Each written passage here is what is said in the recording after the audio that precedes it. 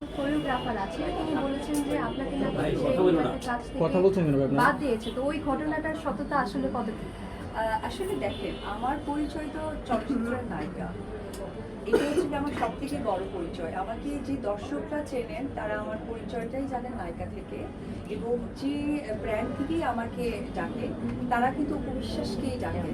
So Apu বিশ্বাসকে ডাকার মাঝখানে একটা পরিচিতি ব্যাপারটা থাকে, সেটা হয়তো বা যে কেউ হতে পারে।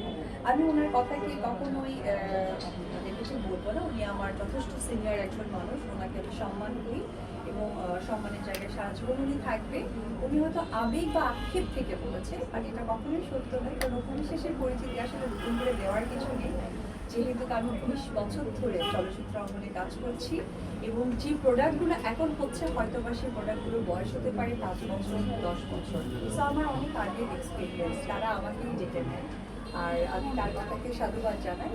আমি তার হয়তো বা ভালো লাগার কষ্টটাকে আমি সাপোর্ট করছি, যদি কষ্টকে হয়তো বলতে পারি, বাট এটা সত্য নয়। আপু, আপনি একজন শিল্পী আর এই